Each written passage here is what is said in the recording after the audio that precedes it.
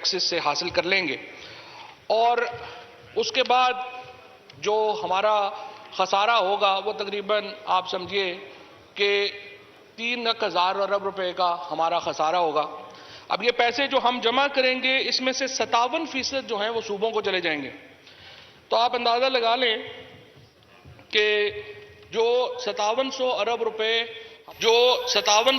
रुपए हमारे पास आएंगे उसका जो 57% है वो सूबों को चले जाएंगे। और उसके बाद जो बड़े बड़े खर्चे हैं वो हमारे हैं, कोई डेट फिनेंसिंग है 2,000 अरब रुपए की हमारी। उसके बाद हमने 700 अरब रुपया पे एंड पेंशन का देना है। और उसके बाद फिर तीसरा हमारा जो बजट है वो हमारा डिफेंस का है। डिफेंस में मैं ये बात बता दूं कि ये कोई दूसरा तीसरा मुसलसल साल है कि हम डिफेंस बजट को हमने उस तरह से नहीं बढ़ा सके जिस तरह से हमारे हमसाया ममालिक ने अपने बजट जो हैं वो बढ़ाए हैं। और उसकी सबसे बड़ी वजह यह है कि हम 2,000 अरब रुपए से ज्यादा इस वक्त उन कर्जों का पैसा दे रहे हैं जो हमने नहीं लिए, जो हमारे इस साइड के ऊपर बैठे हुए दोस्तों ने लिए हैं। ये जो 2008 और 2018 का दौर था स्पीकर साहब, ये क्यों एक डेकेड ऑफ डार्कनेस था पाकिस्तान के लिए, ये क्यों एक स्याह दौर था?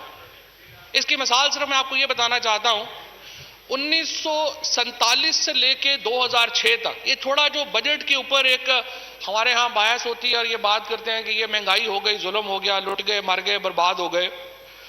वैसे तो खैर इनका यही नैरेटिव अगले 5-7 साल चलना है, क्योंकि हमारे दोस्तों ने, मैंने तो कल मशवरा भी दिया था पिछली दफा कि खताती सीख लें, तो आराम से यहीं पीछे से खताती की, नारे वगैरह लिखे, पीछे खड़े हो गए, लहरा दिया। 5-7 साल आप किन किन लोगों को हायर करते फिरेंगे, बचत भी हो जाएगी। तो इशू ये था, ये हमारी मुश्किलात क्यों हैं बजट की? आपके सामने मैंने रखा, हमारा खर्चा तकरीबन 8,085 अरब रुपया है, हमारी आमदन 5,000 साढ़े 5,000 अरब रुपया है। तो जब होता है हमारे अगर घरों में खर्चे ज्यादा होंगे और हमारी जो आमदनी है कम होगी तो घर जो है वो प्रॉब्लम में होगा। अगर हमारी आमदनी ज्यादा होगी और खर्चे कम होंगे तो घर खुशहाल होगा। हमारी यहाँ पे आपके सामने बजट में है, हमारी खर्चा ज्यादा है, आमदनी कम है, इसलिए हम प्रॉब्लम में हैं। अब ये जो आमदनी कम है ये क्यों कम है? जनाब स्पीकर, 1947 में पाकिस्तान आजाद हुआ। 1947 से लेकर 2008 तक, 1947 से लेकर 2008 तक पाकिस्तान ने कुल कर्जा, जो इंटरनेशनल कर्जा जो हमने लिया, फॉरेन डेट जिसको हम कहते हैं, वो लिया, वो था 6,000 अरब रुपया। 1947 से लेके 2008 तक हमारा ये टोटल कर्जा था 6,000 अरब रुपया। अब देखिए इस 6,000 अरब रुपए में हमने क्या क्या किया। हमने इस्लामाबाद का शहर बना लिया, हमने गवादर खरीद के उसको एक पूरी नई मार्केट बना दी, हमने दुनिया की 5वीं सबसे बड़ी फौज खड़ी कर दी, हमने नेवी बेसिस बना दी, and to be fair with हमने मोटरवेज भी बना ली, हमने पाकिस्तान का इंफ्रास्ट्रक्चर खड़ा कर लिया। ये पाकिस्तान ने किया 1947 से 2008 तक 6,000 अरब रुपए में। अब जनाब स्पीकर 2008 आता है और डेकेड ऑफ डार्कनेस के पहले जार आसिफ जरदारी साहब पाकिस्तान के ऊपर आते हैं और अचानक हमारा कर्जा जो 6,000 अरब रुपए था वो बढ़ना शुरू हो जाता। और जब अब हमारे ओवरसीज पाकिस्तानी, जो यहां पे कहते हैं कि ओवरसीज पाकिस्तानियों को वोट का हक ही नहीं देना चाहिए, नवाज शरीफ और उनकी फैमिली जब 2018 में पाकिस्तान की जान छोड़ती है तो इन 10 सालों में पाकिस्तान का कर्जा बढ़कर हो जाता है 26,000 अरब रुपए। अब अंदाजा लगाइए, शेम खकान अब्बासी साहब ने भी कह दिया, क्योंकि वो समझते हैं, खकान अब्बासी साहब हो, मिफ्ता इस्माइल हो, जो लोग इकोनॉमी को समझते हैं, उन्होंने पहले इसाक डार और कंपनी की मजम्मत की थी कि जिस तरह उन्होंने मईशत चलाई, और दुरुस्त तौर के ऊपर मैं तो हमेशा उनसे एग्री करता हूं कि उन्होंने जिस तरह से बेड़ा गर्क किया इकोनॉमी का। सो जनाब स्पीकर,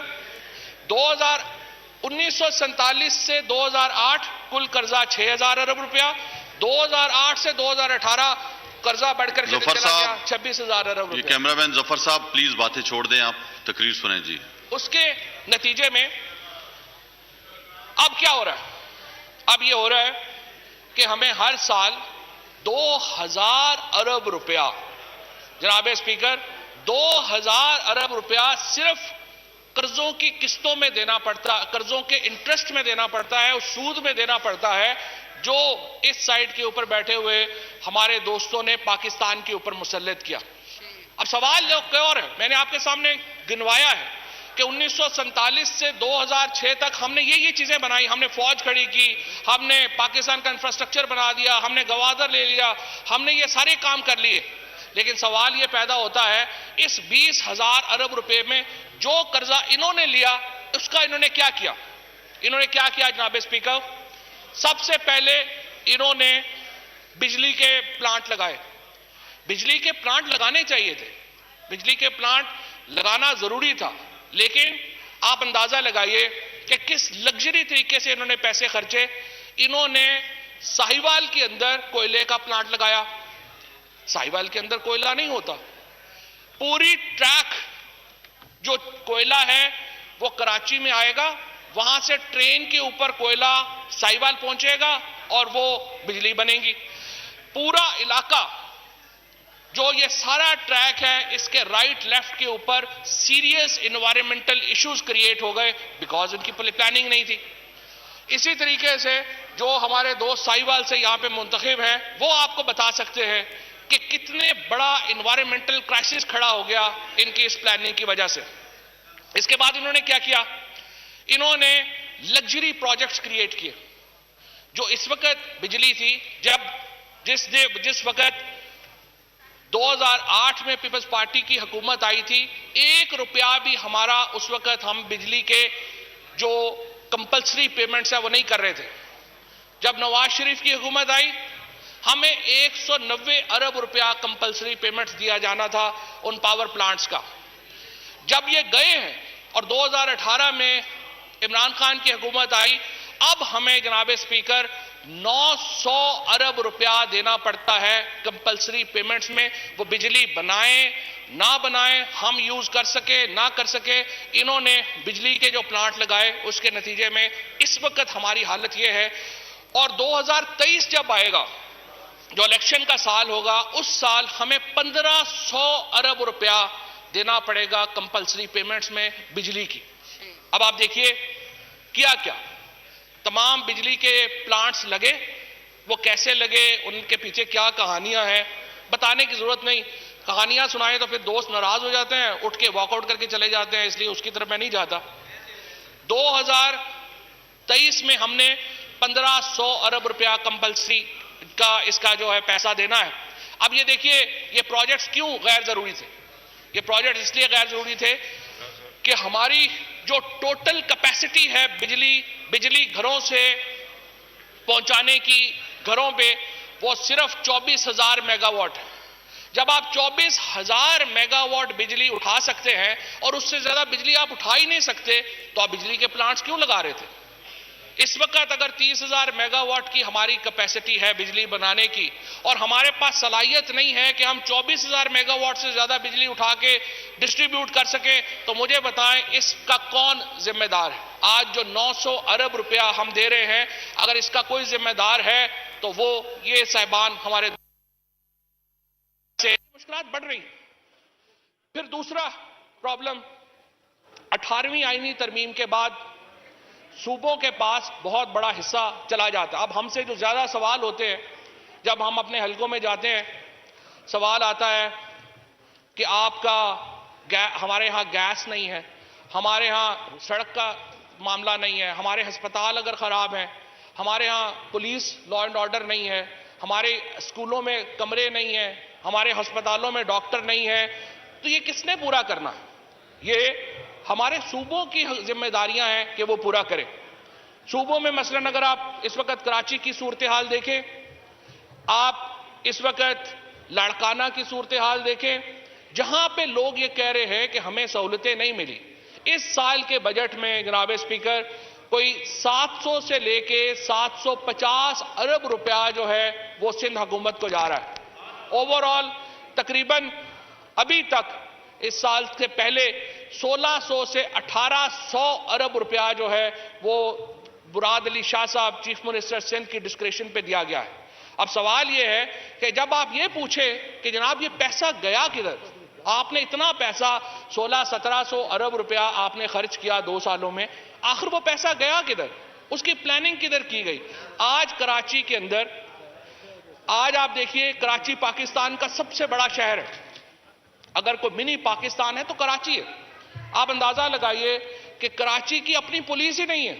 क्या आप तसव्वुर कर सकते हैं कि कोई ऐसा शहर हो जो दुनिया का चौथा या 5वां बड़ा शहर हो और उसकी अपनी पुलिस ना हो? आप तसव्वुर ही नहीं कर सकते।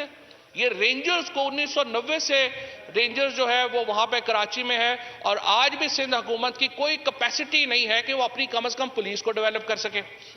इसी तरीके से जो हमारा, अगर ये वो पैसा है जो मैं 750 अरब रुपया जो सिंध को जा रहा है, ये मैं उस पैसे की बात कर रहा हूं जो एनएफसी अवार्ड के जरिए जा रहा है। ग्रांट्स के जरिए जो पैसा जा रहा है वो इसके अलावा है। आप देखिए कि तकरीबन जो इस वक्त बदीन है या घोटकी है, बदीन और घोटकी के नाम के ऊपर अरबा रुपया जो है वो लिया जा रहा है। अगर आप उस पैसे का कंपैरिजन करें उन शहरों की हालत के साथ, उन शहरों को तो पेरिस होना चाहिए था। तो सवाल यह पैसा किधर गया?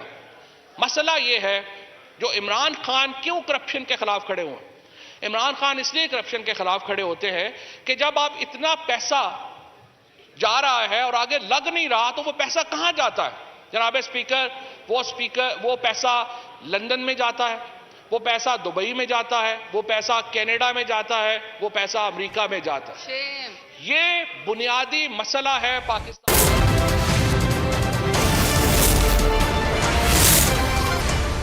जब दिफा